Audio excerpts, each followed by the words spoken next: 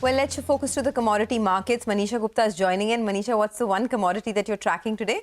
Well, I'm looking at the sugar prices, and globally we've seen some profit taking come into this one from the highs of 2024.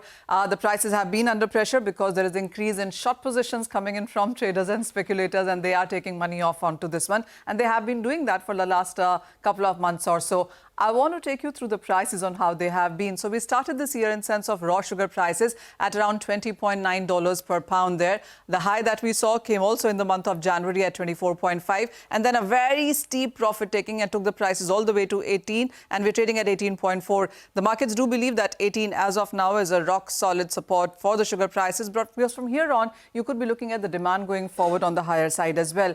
I also want to take you through the USDA report for the 2024-25 year, where they are anticipating an record production and record consumption as well in the global markets there. The higher production clearly seems to be coming in from Brazil, from Thailand, China and Mexico. Many of these countries actually are not making as much ethanol as they are doing in sense of sugar because of the higher demand, and also because the crude prices are trading at a 3-month lows. Ethanol is not very profitable right now, so there's a lot of sugar that is being produced in the international markets there. So when you look at the production and the consumption numbers, it's a record number for this season at 186 million tons of production and 178.8 million tons of demand there. Now let's come to Indian markets, where you are looking at consumption hitting all-time highs in the previous year, and the anticipation is for this year as well. So when you look at the numbers for 2022-23 in sense of sugar demand in the country, it was at 27.85 million tons. Now last year we've done 29, which is a record highs, and the markets do believe it can be 29.5, even 30. I mean, that is something that many of the industry representatives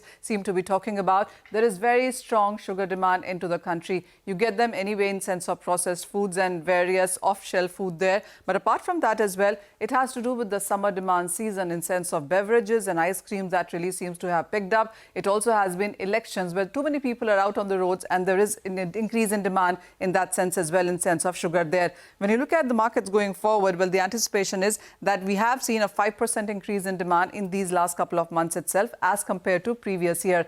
Now, India is important in sense of numbers there, because global consumption, well, 15% of that is contributed by India. And when you look at production numbers also, 20% of that comes in from India. So all eyes here as we are looking at better production numbers, but our absence from the export markets is something that the rest of the world is also watching. Okay, thanks a lot, Manisha, for that. Well,